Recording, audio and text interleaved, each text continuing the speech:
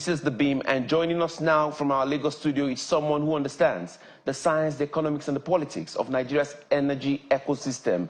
Lucky Ighoyota is a geologist, a petroleum and energy consultant, and he is currently pursuing a PhD in energy economics and management at the Federal University of Petroleum Resources in Efuru. Let's begin with you, Mr. Lucky. Let's begin at the core.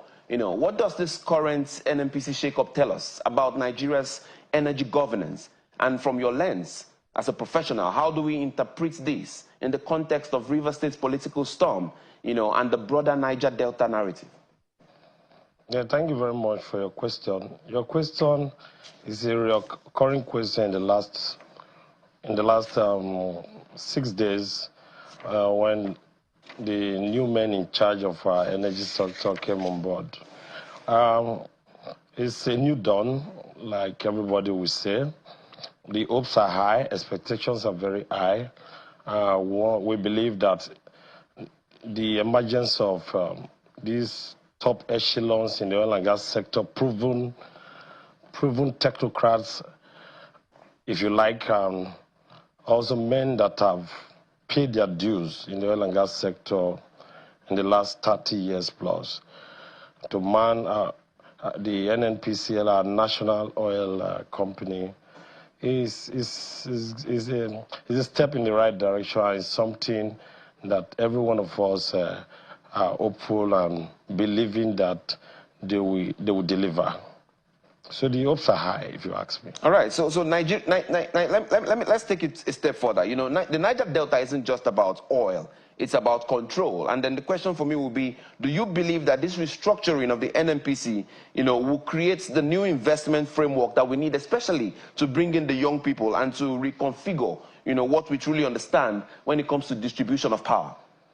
Yes, if you look at the energy need of the world, you agree with me that energy is a commodity that cannot be wished away, because we need it for our everyday life, our industrialization, our technological advancement, even the AIs and all this remote stuff and this robotics. They are all going to be powered by energy. So talking about divestment, I think we should be looking at interventions from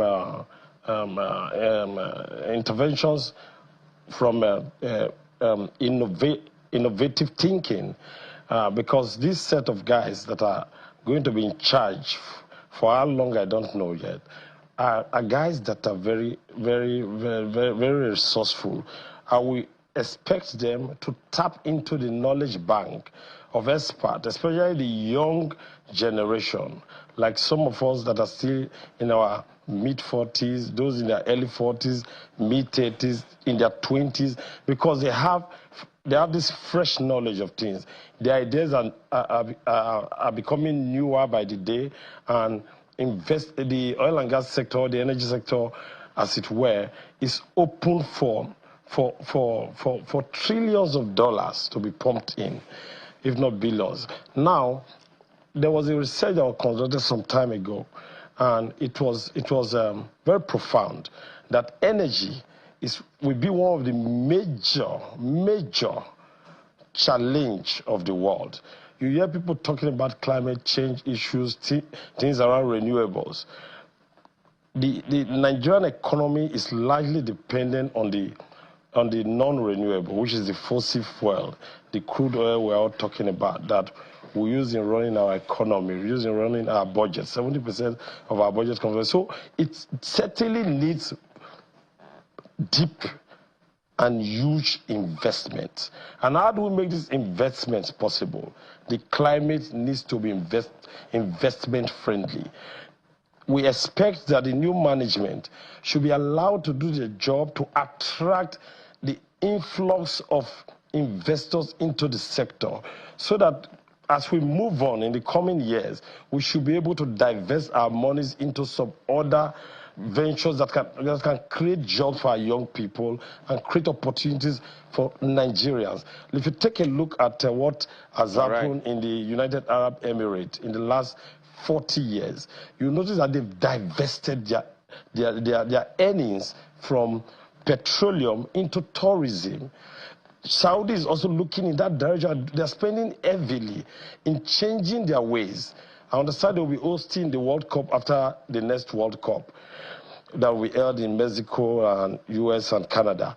Saudi is already pushing away from core oil business alone and divesting into other things that can attract and bring buoyancy into the economy. So these are things, even if you look at the last World Cup that Qatar hosted, you notice that Qatar, as an Islamic nation, have also moved away from a primary oil and energy producing nation. Let me let you hold on there. Mr. Lucky, and the question will be, you know, Nigeria's OPEC production quota is both a privilege and a pressure point. How do we optimize this for the nation? You know, how do we look into it to ensure that we blend into the world that is shifting rapidly? Talking about taking advantage of this free gift of God to our motherland. The Niger Delta, as you know, is one of the most highly enriched region in the world with petroleum. And over the years, like Elvis pointed out, while he was a toddler, it has suffered a whole lot. Talking about environmental degradation and pollution issues. I did a paper last week. I was trying to estray issues around oil spillage in the Niger Delta and solutions that have been marshaled to handle it, and where we ought to be, and where we are hoping to be in the future.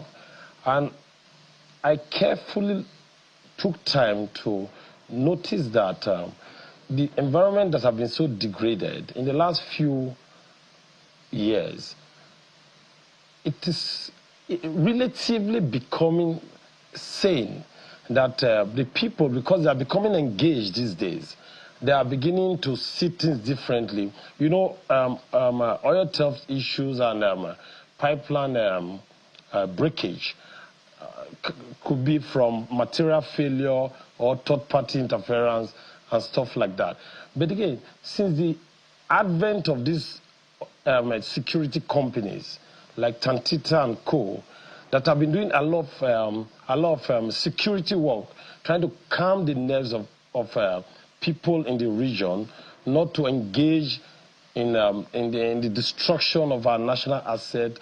And they've also provided employment. Everything boils down with people having work to do, people having job to do, people leaving their houses and believing that they'll come home with some monies for their family to fend, for their family to survive on. So we'll give it to the NNPC in the last 2-3 years for deeming it fit to appoint stakeholders in the region to also become co-owners of this facility, like what the PI pointed out in that document. You have here communities will now be entitled to 3% stake.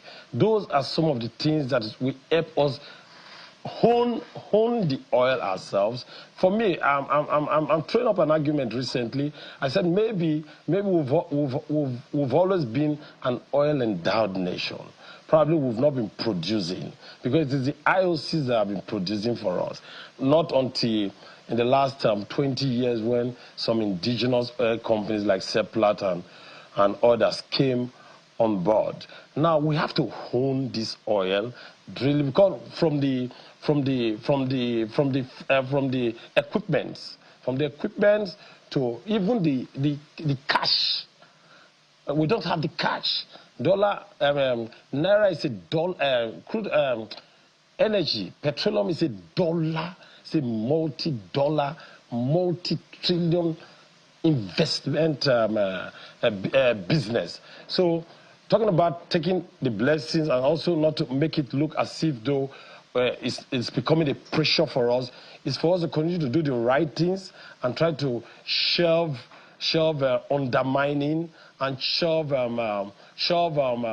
this marginalization that everybody have been talking about, and make the people in the region also have a sense of belonging. It's never too much. I understand that the NDTC is there, the amnesty, presidential amnesty program, they are all there, but we must continue to ask for more in the region. We've got to have more so that we will feel the benefit of this gift that God has given to the people. The crisis within the Niger Delta when it comes to basically all the environmental degradation and all the problems that we face. So the question becomes, how can the government make it up to this region that has been neglected so badly?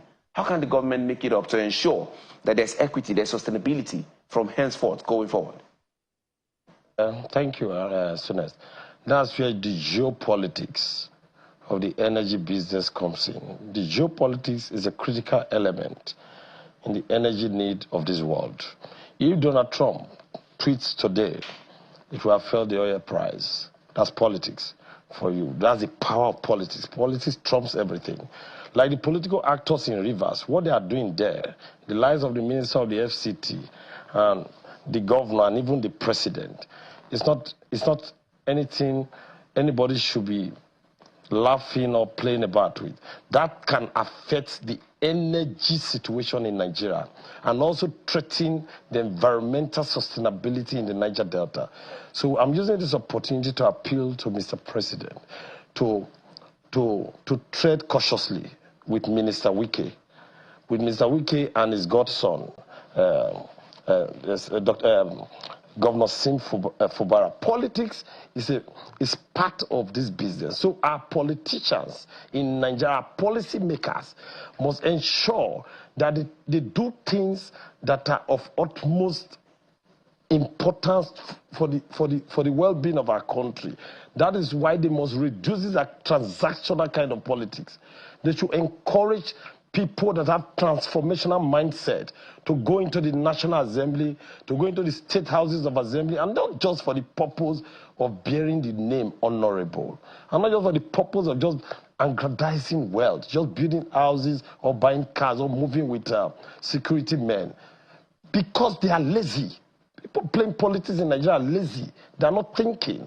That's why we're having this situation. So going forward, my party shot will be those in charge of our politics should ensure that their actions and inactions does not threaten the energy outlook for this country.